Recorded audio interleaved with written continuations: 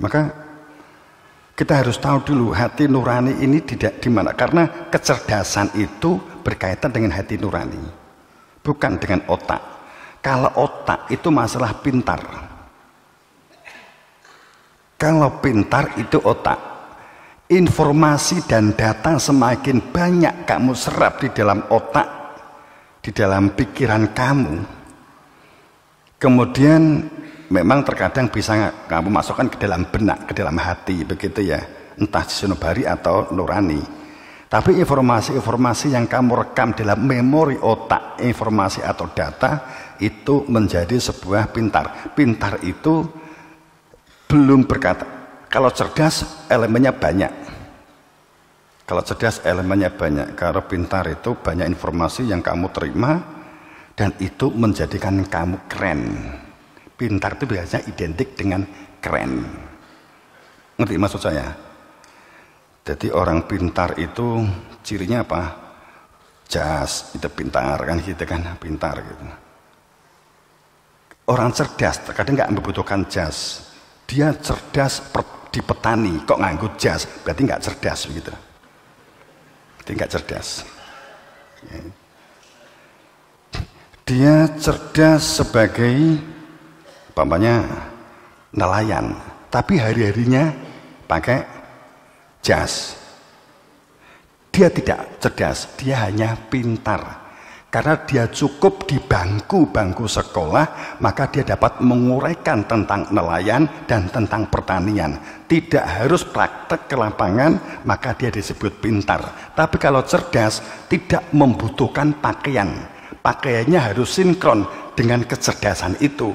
Kalau dia cerdas sebagai nelayan, maka dia tahu cara menangkap yang baik, cara mengetahui iklim yang baik, bintang yang baik, di mana sekarang posisi ada angin siklon seperti ini, kemudian matahari posisinya sekarang ini jam sekian, iklimnya kemarau atau hujan, maka dia cerdas, bukan pintar. Kalau pintar cukup digunakan untuk pintar. Kalau kamu ingin masuk televisi, masuk artis, yang dibutuhkan pintar, bukan cerdas. Jadi orang pintar terkadang dungu, tapi kalau orang cerdas itu adalah tidak kelihatan dia tidak pintar, begitu loh.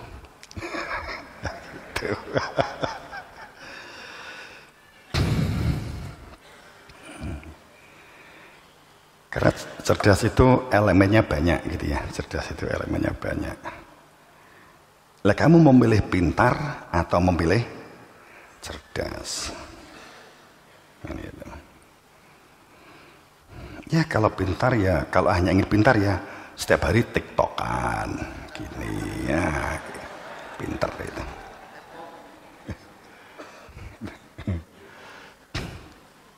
Tapi menghasilkan uang, terlepas dapat uang atau tidak, begitulah ya. Itu perbedaannya pintar dan cerdas. Seperti pada saat kita memperoleh informasi, kemudian informasi atau berita yang kita terima itu tidak bersentuhan dengan indera inti, tapi kita mendengar informasi itu kita tidak melihat sendiri. Yang pertama ada begitu. Ada berita yang kita dengar tapi kita tidak melihat sendiri, maka itu disebut pengetahuan. Kemudian pada saat kita melihat dan mendengar tapi tidak bersentuhan dengan kita, tidak dengan berkaitan dengan kita, dengan rasa, juga disebut masih pengetahuan atau knowledge kan itu. Keren kan? Ngaji nganggo knowledge yang gitu, sepuh-sepuh ya ben mumet.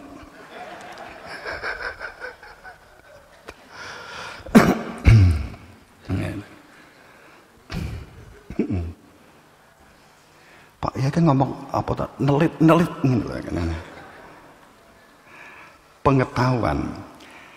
pengetahuan itu akan masuk menjadi sebuah kategori sains, akan menjadi sebuah kategori ilmu, begitu Quran menyebutnya ilmu. Kalau knowledge, Quran menyebutnya sebagai amal gitu ya. Ini pada saat kita berbicara berkaitan dengan sebuah wawasan atau pengetahuan, informasi yang kita dengar tidak melalui indera kita, hanya mendengar, kita tidak melihat sendiri, itu namanya kepercayaan. Ini Anda harus tahu. Jadi kalau kamu itu mendengar sesuatu yang kamu baca ataupun yang kamu dengar, baca karena membaca tulisan di koran, di media sosial, kemudian kamu juga mungkin mendengar dari orang lain, tapi kamu tidak melihat fakta itu. Ini maka hanya berfungsi sebagai sebuah keyakinan. Artinya apa? Itu tidak kamu jadikan sebagai sebuah pedoman. Saat kamu jadikan ini sebagai pedoman, kamu anggap sebagai ilmu, maka jadinya hoak. Jadinya terjadi benturan kamu dengan kehidupan sosial. Sehingga pada saat kamu ikut komentar di media sosial, komentar yang ada padahal kamu nggak tahu, akhirnya muncullah komentar kedua, itu langsung membuli kamu. Wong kamu nggak tahu kok ikut-ikut menilai si A si B. Kamu kenal kok, wong dia rumahnya di sana, rumahnya di sini kan gitu. Maka karena kita tidak melihat sendiri, kita hanya mendengar, itu hanya bersifat informasi, itu bersifat knowledge atau pengetahuan, tapi kita tempatkan sebagai ilmu, ini namanya salah tempat. Faham maksud saya? Pada saat segala sesuatunya tidak bersentuhan dengan indera, pertama indera mata dan indera telinga, karena kita tidak bisa melihat sendiri, pasti tidak melalui yang disebut analisa dan hipotesa oleh akal. Karena untuk sains, untuk ilmu itu pasti melalui akal. Jika tidak melalui akal, tidak akan pernah disebut sains bagi kamu. Kadang kita hanya percaya ada ahlinya, maka itu sebagai ilmu, begitulah. Faham maksud saya ya? Tapi mengenai ilmu tentang hakikat, itu mutlak harus bersentuhan dengan indera inti manusia. Indera inti manusia itu rasa. Ada rasa yang disebut dengan rasa dohir, ada rasa sir yang disebut dengan sir esensial atau sir abadiah, perennial, itu dalam bahasa wong akademik. Ada sir majas, ya, ada sir yang bersifat sir batin. Nah, ini maka dalam hal Allah mengungkapkan bahwa pun hadis al-awaluddin makrifat, pangkal pokok beragama itu mengenal. Kalau ada hadis ungkapan dari Kanjeng Nabi Muhammad dan semua nabi, Nabi Isa juga sama, bahwa kamu gak akan sampai ke Bapa jika tidak melalui kata yang menunjukkan Allahmu, kan gitu ya, di Yohanes pertama, bahwa kata itu adalah menunjukkan keberadaan Tuhan kamu. Tapi saya kembali pada saat kita berbicara tentang bahwa kalau Allah memutlakkan untuk mencari ilmu yang dapat membuka hakikat, kemudian ada hadis sinkron, al-insan siri wa ana siruhu istaudatuhu min ibadi. Manusia itu intinya ada pada rasanya, diilmukan maka saya berada di dalam rasa hamba, kan gitu. Maka itu disebut ilmu, sehingga akan terbuka blak tentang kehidupan. Tujuan kamu hidup tuh ngapain, kemana tujuan kamu, apa yang kamu lakukan, cara menggunakan petunjuk yang disebut Al-Quran itu bagaimana, begitu. Al-Qurannya nggak salah, karena memang bukan Quran tapi Al-Quran, begitu loh. Kalau Al-Quran berarti itu harus disertakan ilmu. Kalau ilmu itu pasti disertakan ahlinya. Yang disebut ahli bukan wawasan, bukan wacana. Yang disebut ahli itu yang tahu persis. Tahu persis. Kalau seandainya dibuat perumpamaan, harus tahu persis siapa Tuhannya, Komunikasi dengan Tuhannya, kalau perlu kan begitu, orang dikatakan tahu persis. Kalau kita tahu dari bacaan atas sebuah terjemahan ayat, maka itu disebut kepercayaan. Wes bedane ya. Jadi gue maca Quran, maca terjemah, wah Quran, gue kan gak roh persis. Gue hanya prasangka bahwa kamu bisa membaca Al-Quran sehingga kamu berprasangka Tuhan manut kamu, kan begitu. Gitu kan. Maunya kan Tuhan, maunya kamu kan Tuhan itu kan mengikuti tafsirmu, kan begitu tak? Maunya Tuhan. Menurut karepmu. Maunyamu lah begitu, maunyamu.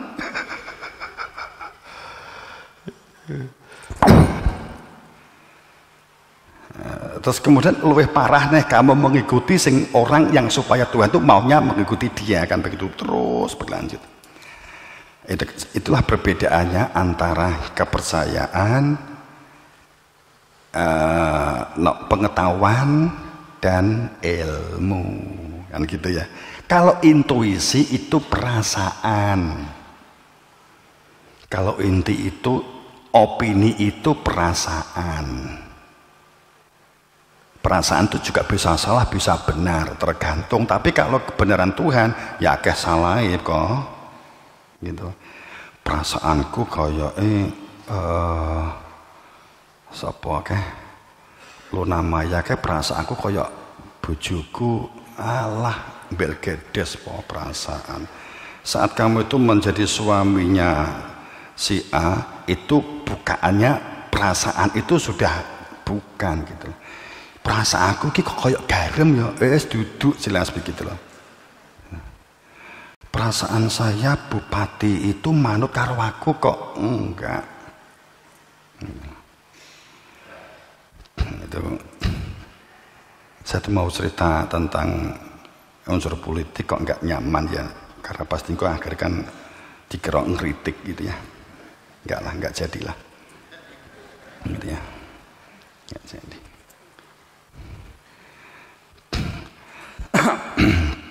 Itu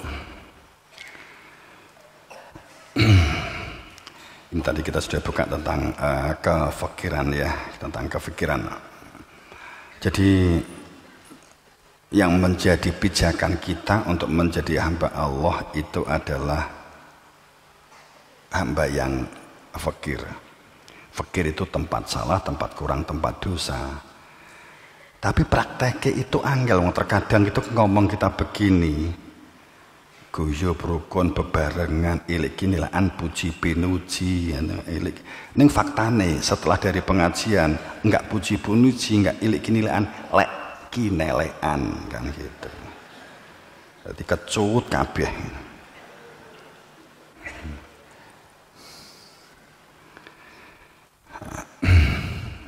Ini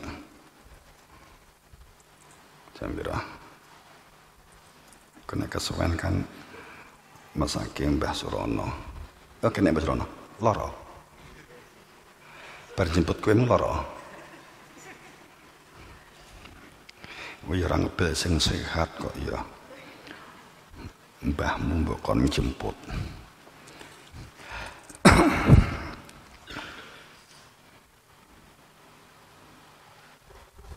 Kowe ngebel bapak tak jemput. Kowe ngebel aku tak jemput.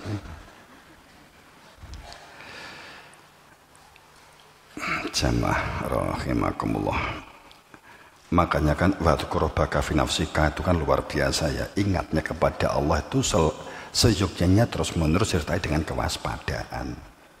Kewaspadaan dan hati-hati. Jadi begini, kalau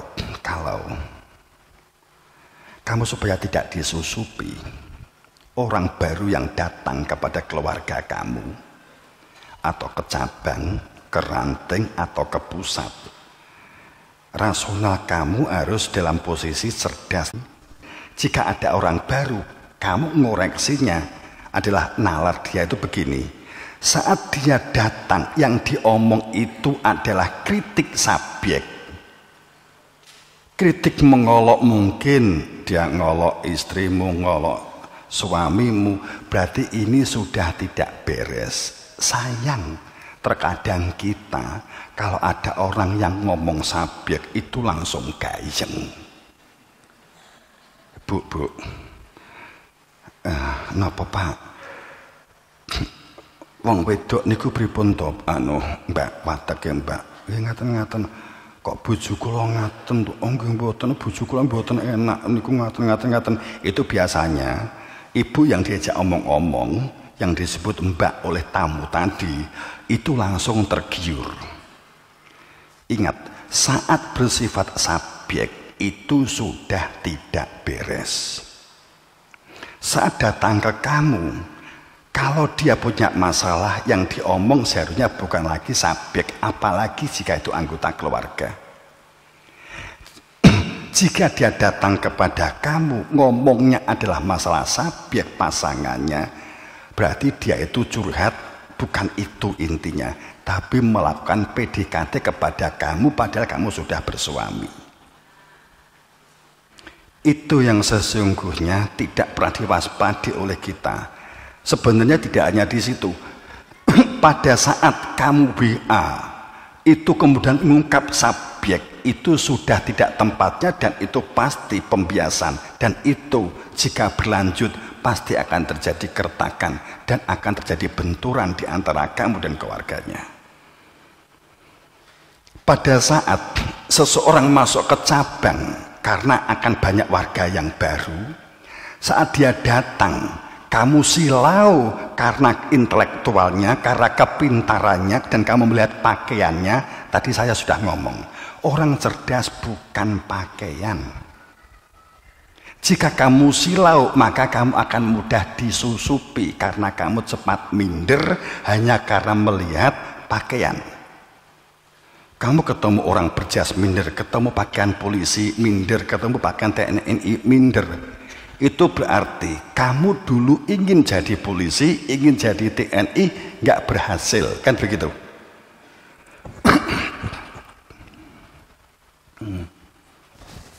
Jadi banyak orang yang dia itu telah meletakkan jati dirinya di artis, dia meletakkan jati dirinya di Ustadz A, Ustadz B. Dia tidak sebagai jati diri asli dia, tapi dia meletakkan jati dirinya pada artis A atau artis B yang disebut idola. Saat yang diidolakan ini jatuh, ada yang ngolok-ngolok ngeritik, maka kita ikut emosi dan kita ikut marah karena ideologi kita, jati diri kita sudah kita letakkan pada artis tersebut, pada orang lain. Tapi sebaliknya, pada saat yang kita idolakan itu ternyata mendapatkan masalah buruk dan negatif, kita langsung berbalik membencinya. Saat ada ustadz, saat ada motivator yang dia idolakan, saat kesandung masalah yang padahal masalah itu adalah sudah puluhan tahun yang lalu, kamu ingat siapa? Siapa? Metro. Nah, itu sudah masa lalu banget. Katakanlah kalau seandainya itu benar, itu sudah merupakan masa lalu yang tidak lagi menjadi pemikiran, perbuatan dan style dia. Akan tetapi kita langsung kecewa, kita langsung ikut membuli, kita langsung kecewa. Kenapa? Karena jati diri yang sudah kamu letakkan pada orang yang kamu anggap kamu idolakan tidak sesuai, kamu kecewa. Itu menunjukkan bahwa kamu sesungguhnya ingin terkenal kayak dia, tapi kamu nggak bisa, kemudian diwakili idola kamu, ternyata idola kamu nggak sesuai dengan kamu harapkan, maka keinginan kamu untuk menjadi terkenal akhirnya ikut jatuh. Itulah yang sesungguhnya terjadi, ada di dalam intuisi, di dalam diri kamu. Gitu loh ya. Mumet boh. Ini filsafat etika. Oke. Ini saya agak ajak berbicara unsur filsafat sedikit gitu ya. Nggak apa-apa toh. Tapi nggak sadarkan kan kita minta ke kita nggak sadar kok. Nggak sadar. Supaya kamu nggak mudah kesusupan. boleh kamu ber-WA, tapi hati-hati. Entah laki-laki atau perempuan sama saja. Akan tetapi pada saat ada keluhan subjek, kamu harus hati-hati. Saat ada datang di pondok, ada tamu baru, tamu itu mesti baru ya. Kemudian dia cerita subjek, cerita orang Ustadz A atau Ustadz B, Pokja A, Pokja B, pengabdian A, pengabdian B, dan yang dia pinter banget langsung menceritakan kekurangan dan kelemahan tim kita, padahal dia orang baru. Ini berarti indikasinya hebat. Dia mampu melihat kekurangan orang lain, hanya 2-3 datang di pondok umpamanya begitu. Ini prestasi sendiri, tapi jangan pernah dijadikan tempat berbicara lebih jauh tentang program. Ini berarti dia memposisi pengabdi ego, kan begitu. Ini yang harus sering butuhkan hati-hati. Gitu ya.